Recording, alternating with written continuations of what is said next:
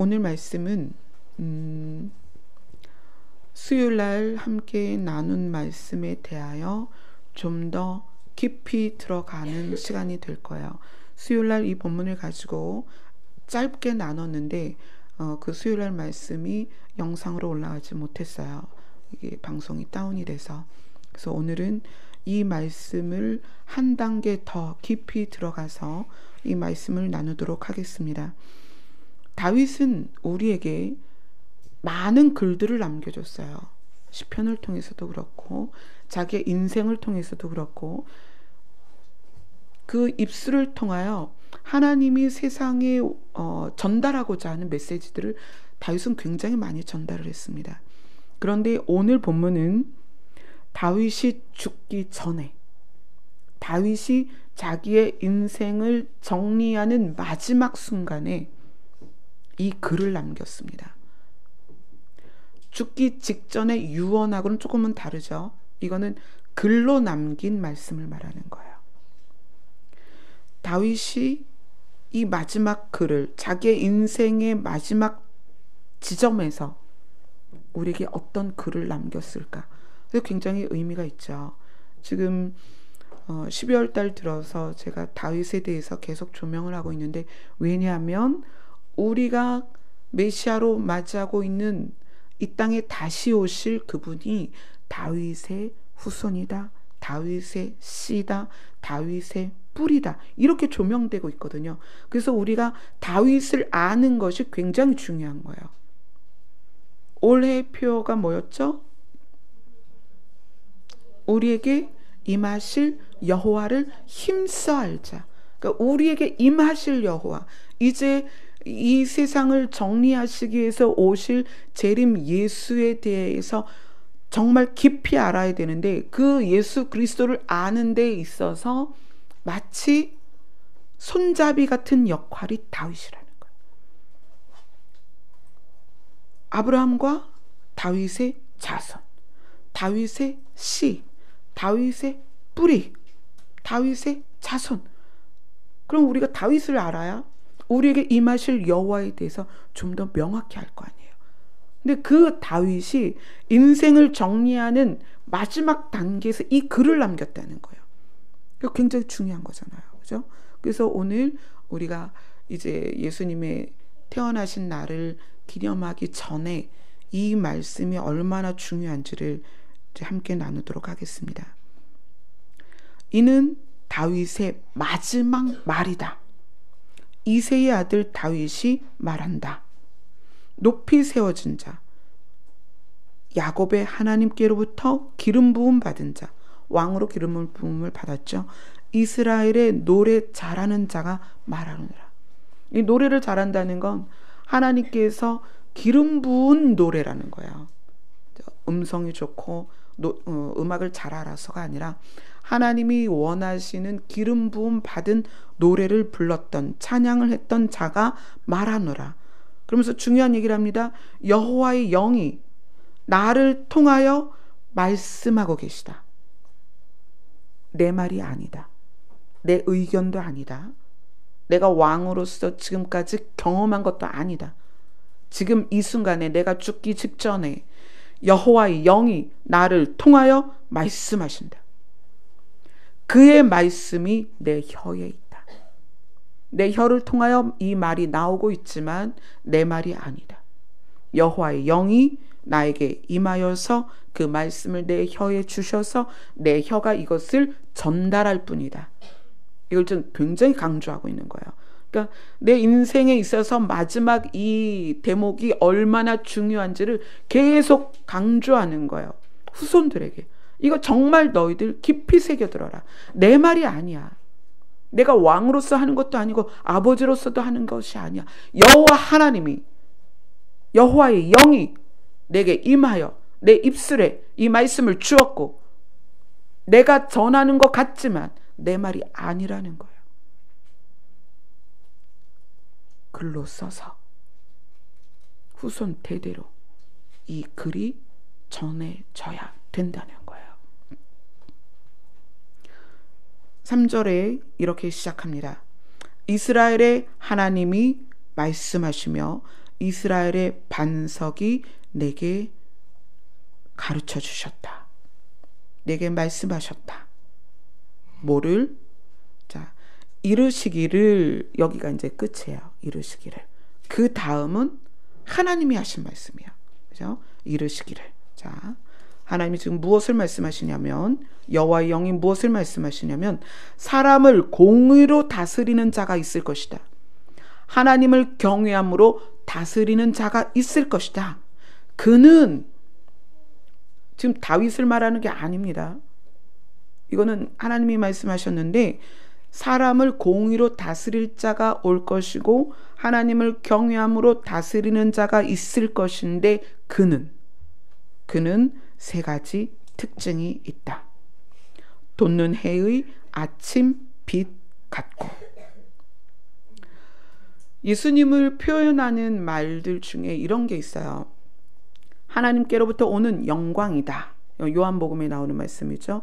또 한번 찾아볼까요? 히브리서 봅시다. 예수님을 뭐라고 표현했냐면, 히브리서 1장 3절.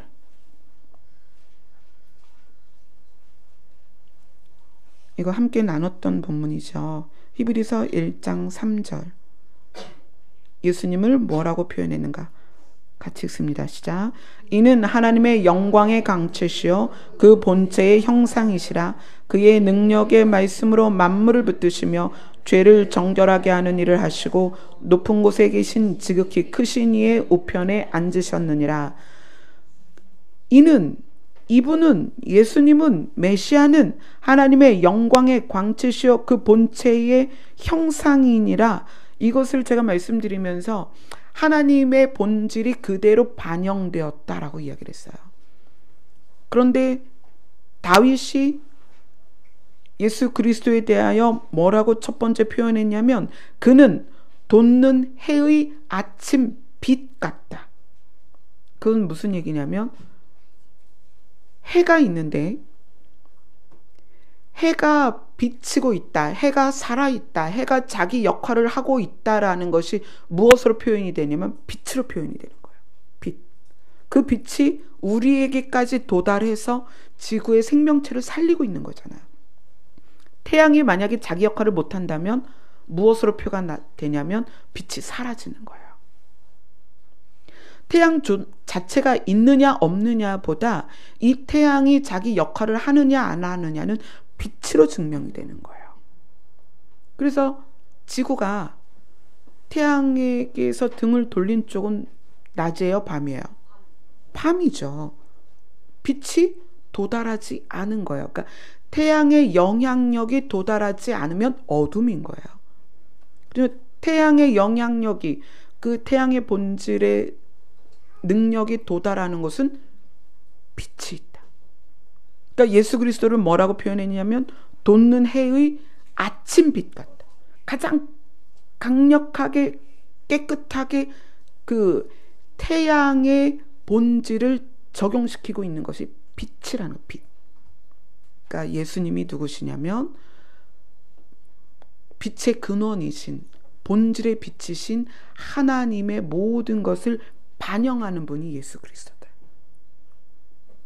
사람을 공의로 다스리고 하나님을 경외함으로 다스리는 그분의 첫 번째 특징은 하나님의 모든 본질을 그대로 사람들에게 반영시키는 분이다. 드러내는 분이다. 적용시키는 분이다. 이렇게 표현을 하고 있습니다. 두 번째는 구름 없는 아침 같고 깨끗하다는 거예요. 우리가 그렇게 표현하잖아요. 구름 한 점 없다. 깨끗하다는 거예요. 거기에 이제 개입되는 게 뭐죠? 구름이 개입되죠.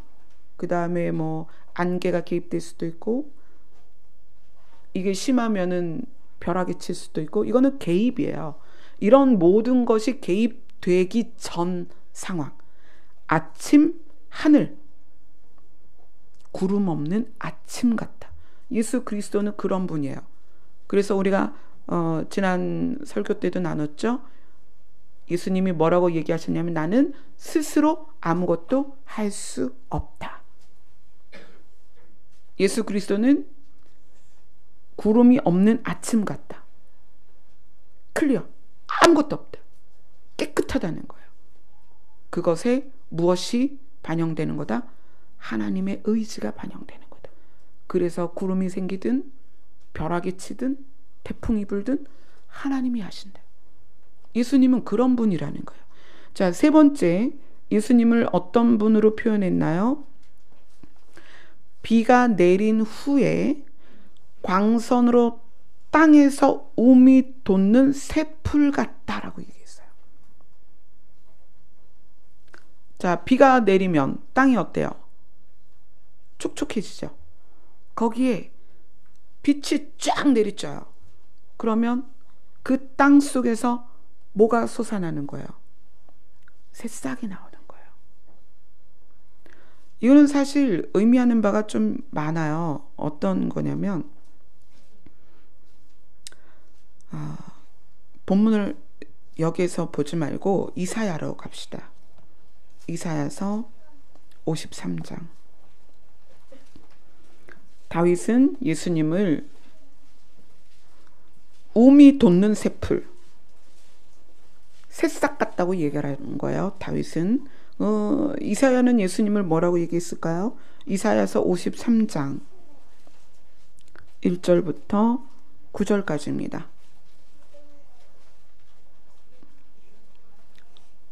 이사야는 예수님을 조금 더 구체적으로 표현을 했죠. 53장 1절부터 9절입니다. 같이 읽겠습니다. 시작. 우리가 전한 것을 누가 믿었느냐? 여호와의 팔이 누구에게 나타났느냐?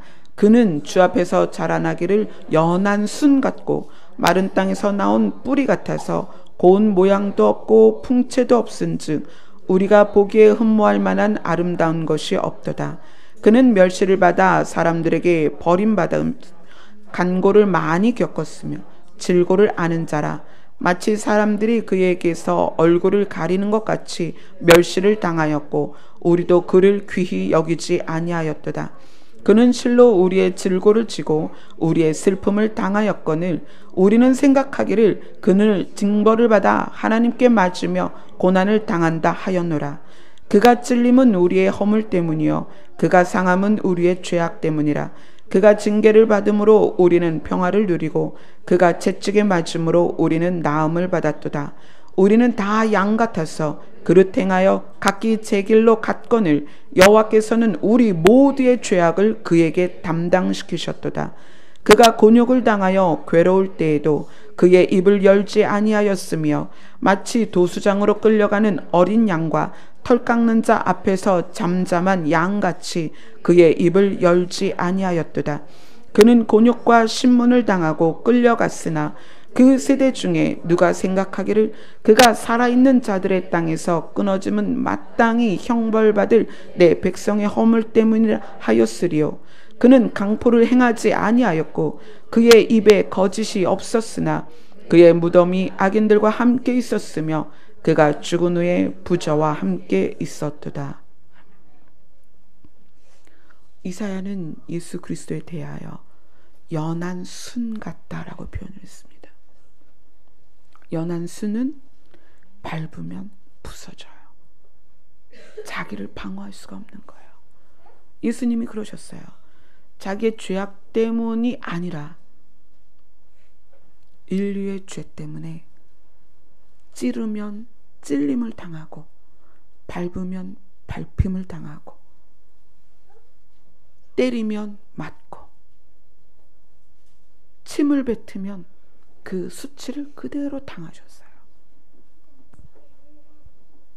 이사야가 본 메시아는 그런 모습이었습니다. 강하거나 능력이 있거나 대적하거나 항의하거나 반론을 제기하는 그런 분이 아니었습니다. 이사야가 본 메시아는 그래서 이렇게 표현하는 거예요. 연한 순 같다. 근데 그것이 다윗에게서는 뭐라고 표현이 되는 거예요? 땅에서 움이 돋는 새 풀 같다라고 이야기하는 거예요. 같은 표현입니다. 땅에서 솟아나는 새 풀 같다. 그의 연약함이 모두가 그에 대하여 수치를 줄 때 그걸 그대로 당하셨다는 거예요. 만군의 여호와여, 만왕의 왕이여, 이렇게 불려야 할 그분이 다윗에게는 그분의 정체성이 이렇게 하나님을 통해서 알려진 거예요. 아, 그분은 움이 돋는 새 풀 같구나. 예수님은 그런 분이셨습니다.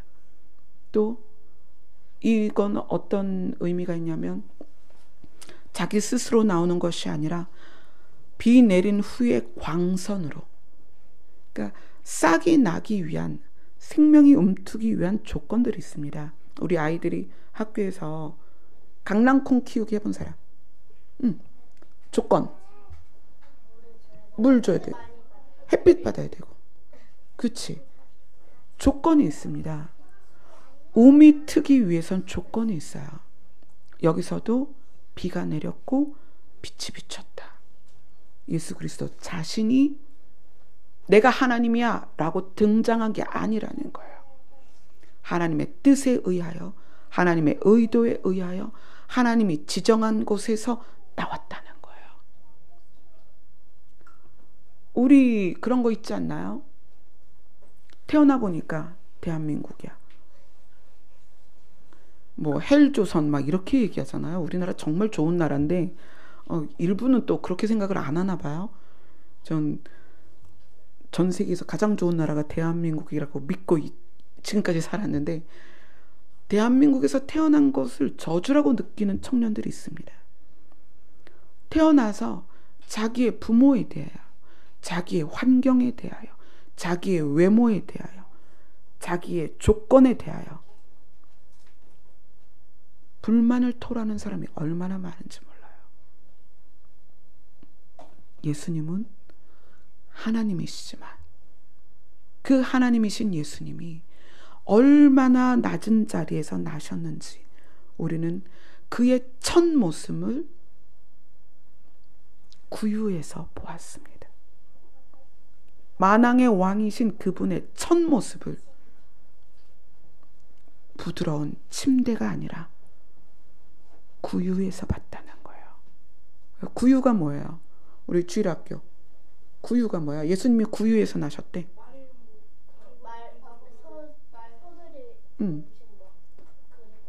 그릇 같은 그릇이에요. 근데 이제 말이나 소는 워낙 덩치가 크니까 그릇이 커. 그래서 그 그릇에 예수님이 처음으로 앉혀졌다는 거예요. 자, 상상해 보세요. 그분의 자리는 하나님 보좌 우편입니다. 그게 그분의 자리예요. 근데 그분이 어디에 나셨어요? 말 밥그릇에 태어나서 처음 뉘어진 곳이 말구유였다는 거예요. 자기의 의지가 아니라 하나님이 그에게 명령하실 때 그렇게 순종되어진 거예요. 다윗이 본 예수님의 모습은 그러했습니다. 5절에 보면 내 집이 하나님 앞에서 이같지 아니하냐 어떻다? 영원한 언약을 세우셔서 나와 더불어 영원한 언약을 세우셔서 만세에 구비하고 견고하게 하셨으니 나의 모든 구원과 나의 모든 소원을 어찌 이루지 아니하시랴. 하나님께서 다윗에게 세우신 언약, 영원한 언약, 그건 이제 사무엘하 7장에 나오죠. 어떤 언약이냐면 내 집과 내 자손이 내 앞에서 영원할 것이다. 제가 이것을 설명을 드렸는데 영원이라는 건 사람은 절대 이룰 수 없는 것이다. 영원은 시간이 개입될 수 없다. 그러면 다윗의 집안을 영원하게 할 것이다. 너와 내 집이 내 앞에서, 하나님 앞에서 영원할 것이다 라는 것은 너의 집안에 신이 개입할 것이다 라는 거예요. 어떤 왕조도 영원한 왕조는 없습니다. 우리나라도 그렇잖아요. 김씨왕조, 이씨왕조 막 그러죠. 그런데 다윗에게 너와 내 집이 내 앞에서 영원할 것이다. 그 영원이 어떻게 가능하냐는 거예요. 그 영원은 신이 그 사람의 가문에 개입하지 않으면 영원할 수 없습니다. 그 영원한 언약이 이루어질 것이다. 누구에 의하여? 메시아에 의해서. 예수 그리스도에 의해서. 그래서 그 언약대로 예수님이 다윗의 자손으로 나오셨잖아요. 그래서 예수님으로 말미암아 그 신이신 하나님으로 말미암아 다윗의 가문이 그 집안이 영원하게 된 거예요. 자, 그리고 나서 6절을 이렇게 이야기합니다. 6절 같이 읽겠습니다. 시작. 그러나 사악한 자는 다 내버려질 가시나무 같으니 이는 손으로 잡을 수 없음이로다. 자, 여기서 사악하다는 것은 이런 거예요. 악한 것과 사악한 건 좀 다른데 사악한 것은 나를 위해서 꾸미는 거예요. 나의 이익, 나를 좋게 하기 위해서. 그래서 나를 유익하게 하기 위해서, 나를 위해서 나에게 좋게 하려고 악을 꾸미는 거예요. 사악한 것은 굉장히 계획적인 악함이에요. 악함이 하나님을 떠나는 것이다. 하나님과 분리되는 것이다. 그러면 이 사악함을 이렇게 정리를 해봅시다. 나를 위해서 의도적으로 하나님을 떠나는 것. 자, 이렇게 하면 이 사악함이 뭔지 여러분 조금 더 정확하게 아실 거예요. 사악함은 무엇이다? 내 이익을 위해서 의도적으로 계획적으로 하나님과 분리되는 것이다.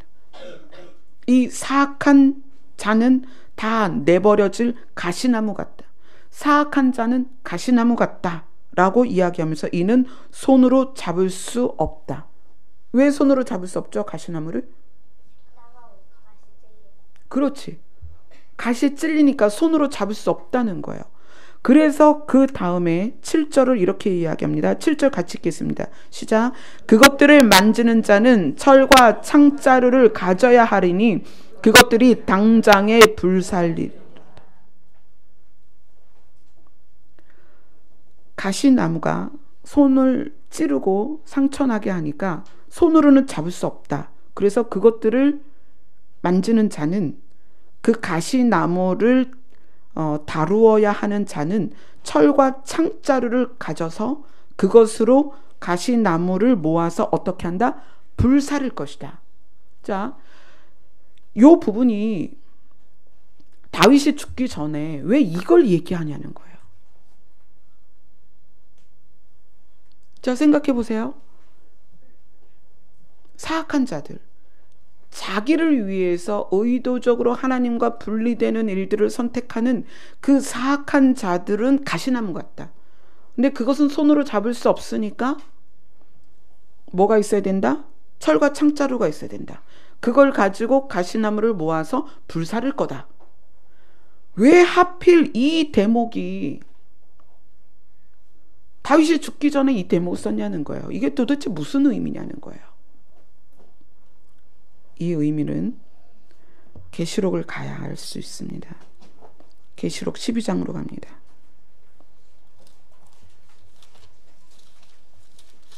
요한계시록 12장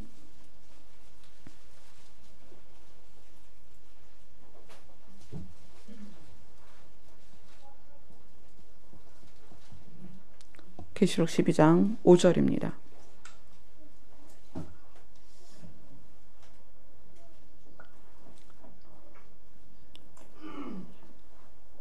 같이 읽겠습니다. 시작. 여자가 아들을 낳으니 이는 장차 철장으로 만국을 다스릴 남자라. 그 아이를 하나님 앞과 그 보좌 앞으로 올려가더라. 앞으로 만국을 다스릴 남자가 있는데 그 남자가 무엇으로 만국을 다스려요? 철장으로. 이 철장이 뭐냐면 쇠지팡이입니다. 쇠지팡이. 예수님이 재림하셔서 마지막 심판을 하실 때 쓰는 도구가 뭐냐면 철장이라는 거예요. 예수님은 왜 손에 철장을 들고 있을까요? 여러분 그런 의문 가져본 적 없으신가요? 계시록을 읽거나 이 철장 권세가 나왔을 때 여러분 의문을 한번 품어보세요.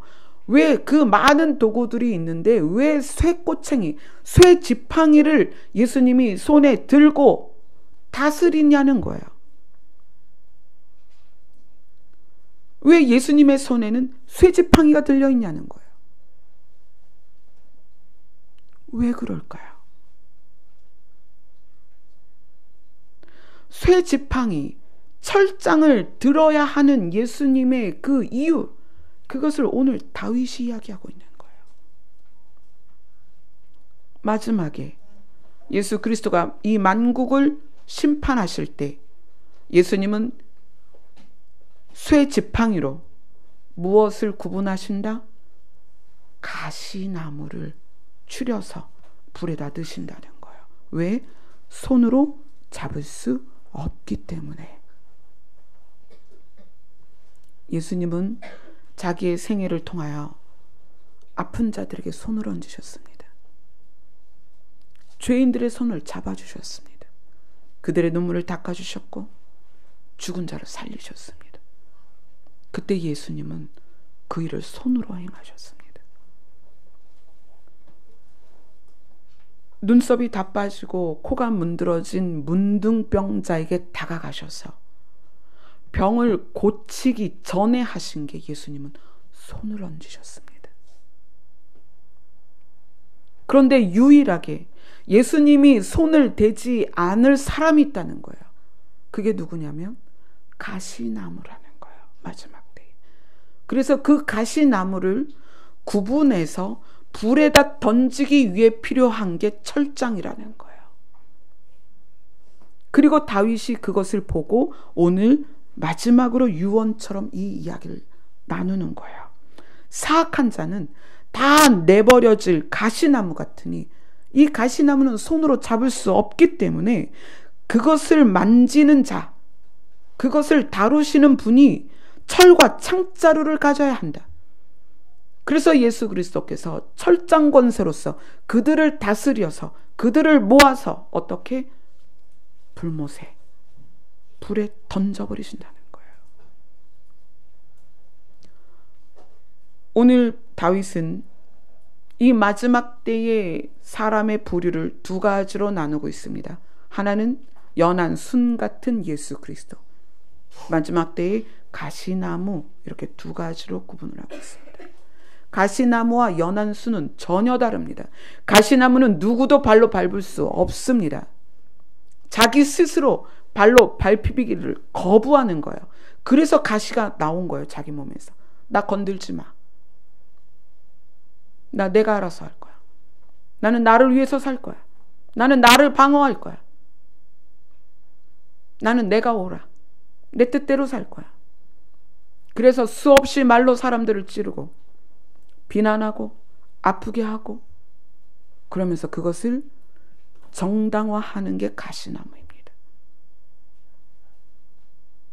그러나 연한 순은 이사야의 말씀처럼 찢기고 밟히고 상하고, 그러나 그것에 대하여 변론도 하지 못하고 그 수치를 다 당한다는 얘기예요. 고린도전서 13장으로 갑시다.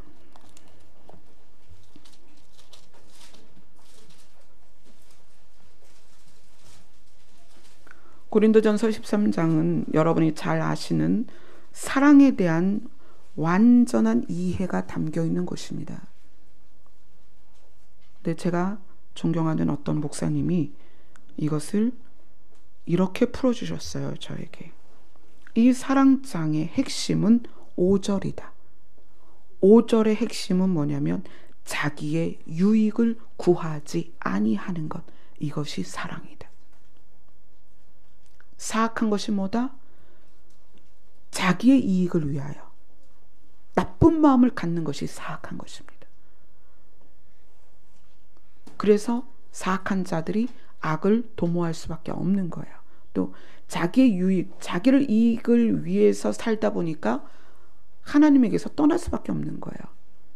그 대표적인 게 아담과 하와가 선악과를 보았을 때 선악과를 중심으로 하나님과 자기가 맺은 언약은 뒤로 하고 선악과 자체를 보면서 어떤 생각을 가진 거예요. 보암직하고 먹음직하고 지혜롭게 할 것 같거든요. 자기한테 이익이 있을 것 같은 거예요. 자기를 유익하게 할 것 같은 거예요. 자기를 위해서 하나님과의 언약을 파기한 것이 선악과입니다. 그게 사람이라는 거예요. 근데 사랑의 특성 중에 가장 중요한 것은 무엇이냐면 자기의 유익을 구하지 않는 것입니다. 그래서 자기의 유익을 구하지 아니하기 때문에 그 다음에 뭐가 따라오냐면 악한 것을 생각하지 않는다는 거예요. 고린도전서 13장 5절을 같이 읽겠습니다. 시작. 무례히 행하지 아니하며 자기의 유익을 구하지 아니하며 성내지 아니하며 악한 것을 생각하지 아니하며. 자기의 유익을 구하기 시작하면 참질 못해요. 나한테 피해 오는 걸 참지 못해요. 분노하죠. 또 시기하게 되죠. 왜 시기하죠? 나보다 누가 잘난 것 같거든. 그리고 시기하게 되는 거예요. 또 자랑하게 되죠. 내가 드러났으면 좋겠거든요. 그 자랑하게 되는 거예요. 교만하게 되죠. 내가 높은 것이 우쭐대고 싶은 거예요. 그리고 교만해지는 거죠. 남을 업신여기게 되는 거예요. 그래서 무례하게 행동하는 거예요. 하대하고. 이것이 다 어디서 출발하느냐? 자기의 유익을 구하는 사람들. 그렇게 된다는 거예요.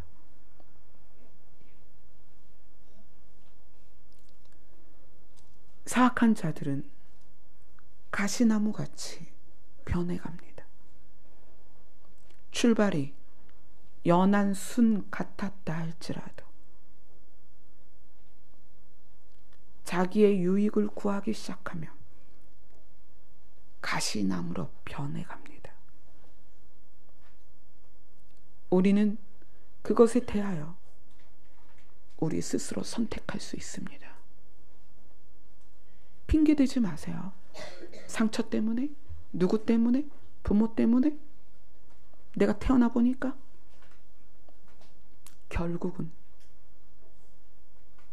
가시나무로 변하는 것은 자기를 사랑하기 때문에 그래요. 열등감도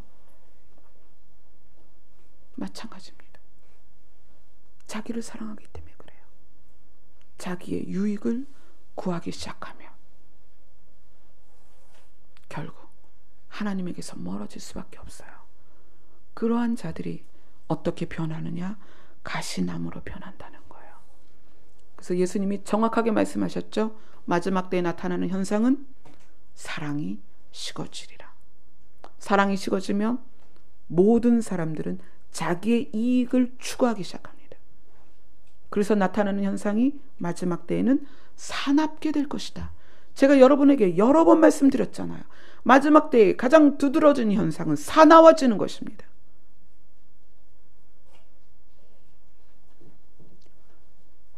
저는 사실은 존경하는 사람이 없었어요. 그러니까 어떤 것이 존경스러운가?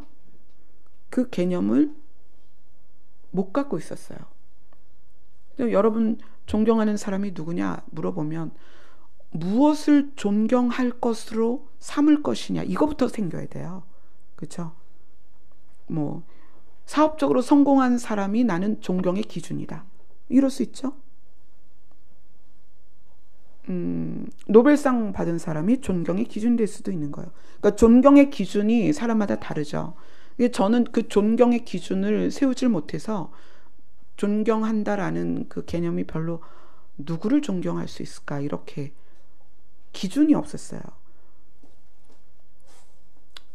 많은 시간이 지나고 제가 사역을 하면서 제가 이런 분들을 존경합니다. 있어야 할 자리에서 묵묵히 자기의 일을 감당하시는 분들. 그것이 때로는 고통일 수도 있고, 그것이 때로는 수치일 수도 있고, 그것이 때로는 아픔일 수 있지만, 하나님이 요구한 그 자리에서 그것을 감당해내는 것, 그건 너무나 존경스러운 거예요. 제가 지난주에는 좀 하나님께 책망을 받았어요.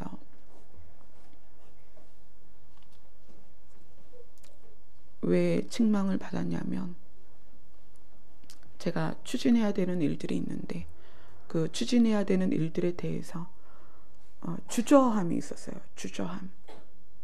그 주저함은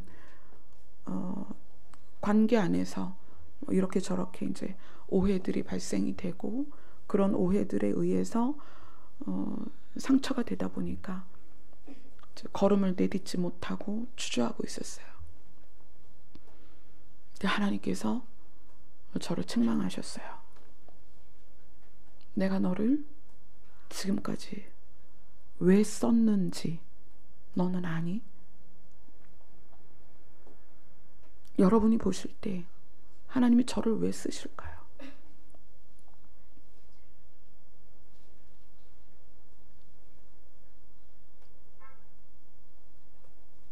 제가 사실은 그걸 생각해 본 적이 없어요. 하나님이 나를 왜 쓰셨을까? 그렇잖아요. 많이 배운 것도 아니고, 집안 배경이 좋은 것도 아니고,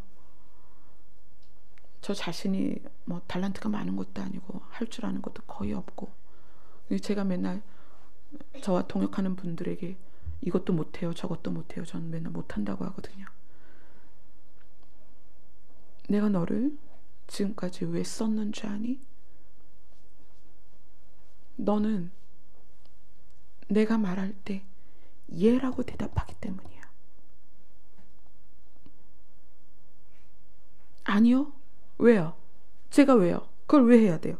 이렇게 하지 않고, 내가 너에게 무엇을 하든지, 무엇을 명령하든지, 무엇을 감당하라고 하든지, 어디에 있어라 하든지, 네가 그냥 거기 있었잖아. 넌 그냥 그거 했잖아. 그래서 내가 너를 쓰는 거야. 너 근데 지금 왜 주저하니?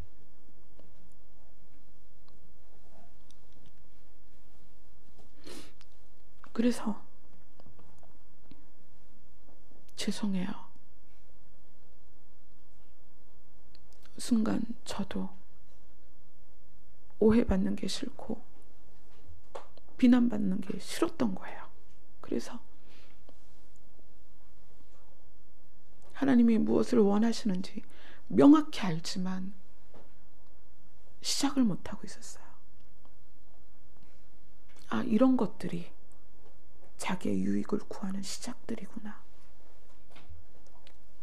그래서 어제 직원 예배 드리고 직원 회의 때 어떻게 될 것이다, 진행이 될 것이다, 이렇게 할 것입니다 라고 말씀을 드렸습니다. 내 몸을 사리는 것과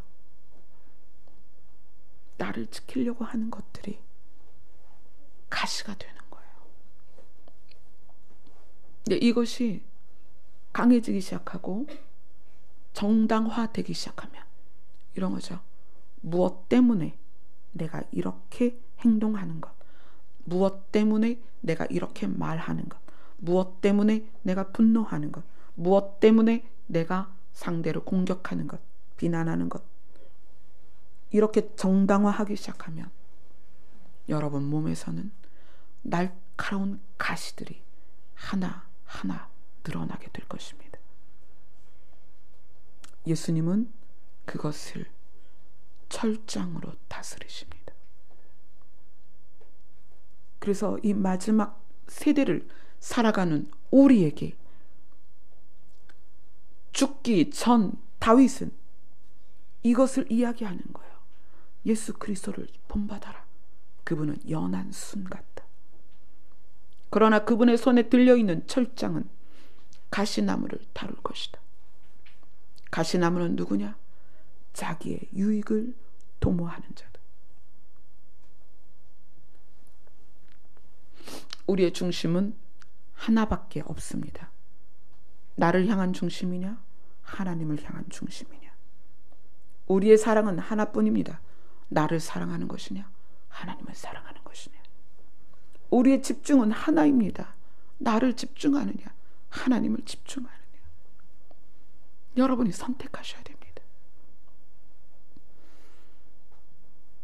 마지막 때가 저에게 열리고 환상으로 꿈으로 보이실 때에는 제가 성경 전체를 마지막 때와 연결해서 기가 막히게 풀어냈습니다. 그래서 많은 사람들이 저에게 그렇게 얘기했습니다. 잘 벼린 날 같다고 얘기를 했습니다. 그래서 초창기에 지하에서 집회할 때에는 미국에서 비행기 타고 목회자 여러분들이 단체로 오기도 했습니다. 그런데 진짜 마지막은, 다윗이 죽기 전에 진짜 마지막은 이걸 얘기하는 거예요. 사역도 아무것도 아니라는 거예요. 여러분이 교회에서 봉사하는 거, 이것도 아무것도 아닙니다. 여러분이 헌금하는 거, 있으면 할 수 있고 없으면 못하는 거죠. 그거 아무것도 아닙니다.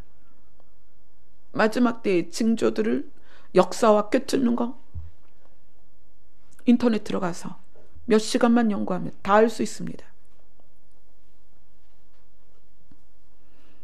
우리가 선택해서 해야 될 것은 예수 그리스도와 같이 연한 순으로 살 것이냐, 철장으로 다스려질 가시나무로 살 것이냐, 이것입니다.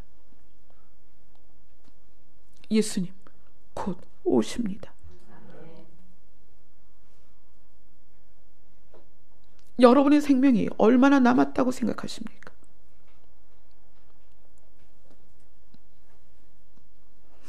예수님이 곧 오시든 우리가 우리의 몸을 벗고 주님 앞에 서든 정말 순식간에 일어날 일들입니다.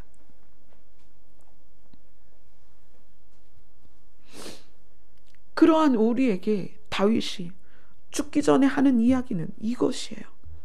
너희는 연한 순일 것이냐, 가시나무일 것이냐. 여러분 좀 몰라도 돼요. 못해도 되고 실수해도 되고, 여러분 없으면 헌금 안 하셔도 됩니다. 교회 와서 봉사 안 하셔도 돼요.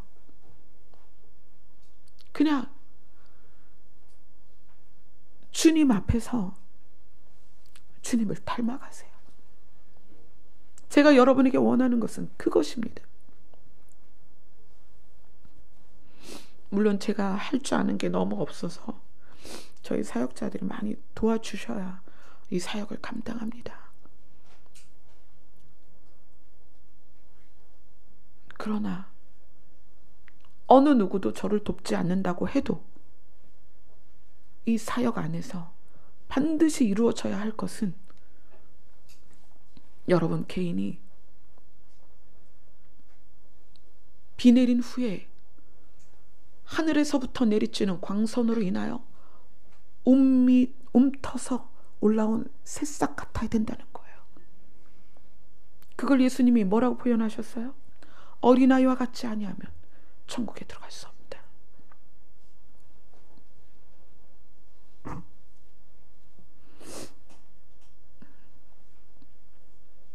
우리가 교회에 왜 다니느냐? 결국은 주님 앞에 서기 위해서 다니는 거예요. 여러분의 목적이 분명하다면 방법도 분명하게 하세요. 여러분이 주님 앞에 서는 것은 헌금도 봉사도 아닙니다. 여러분이 주님 앞에 서는 것은 연한 순같이 사는 것입니다. 여러분이 지금 가시나무라면 그 가시 하나하나 띄어버리세요. 아프겠죠? 띄어내세요. 예수님의 손에 왜 못자국이 있습니까? 가시투성이인 우리를 주님께서 주님 손으로 만지셔서 가시를 다 띄어내신 거예요. 왜 주님이 가시관을 쓰셨습니까? 여러분 생각 안에 돋아있는 수많은 가시들을 예수님이 대신 찔리신 것입니다. 예수님이 왜 허리에 창으로 찔리셨습니까? 여러분의 중심에 가시가 있기 때문입니다.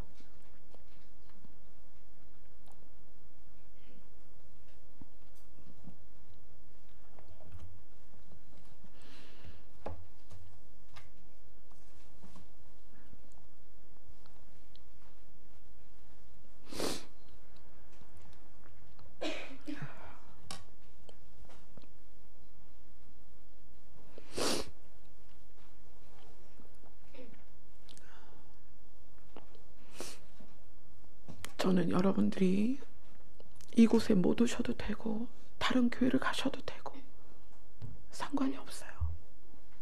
가장 중요한 것은 여러분의 본질이 변하는 것입니다.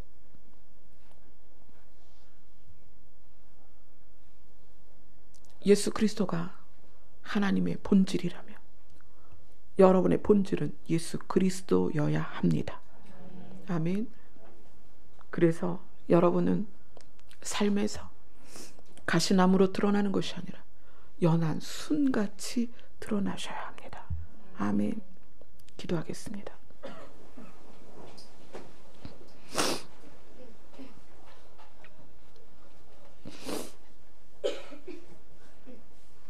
주님, 우리는 마음에, 생각에, 우리의 중심에 수많은 가시를 품고 있습니다. 다윗은 이 마지막 때에 그 가시가 예수님 손에 들려진 철장으로 다스려질 것이라고 말하고 있습니다. 주님처럼 연한 순으로 살게 하여 주시옵소서. 우리의 모습이 날마다 연한 순으로 변해가게 하여 주시옵소서. 이 시간 우리 성도님들이 아버지 앞에 작은 예물들을 드렸습니다.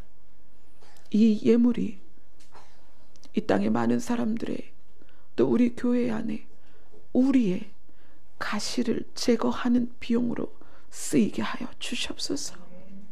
성도들 한 사람 한 사람이 연한 순으로 세워지도록 이 물질들이 쓰이게 하여 주시옵소서. 우리를 통하여 많은 곳에서 연한 순이 마른 땅을 헤치고 나올 수 있도록 하나님 도와주시옵소서. 예수님 이름으로 기도드리옵나이다. 아멘. 축도하겠습니다.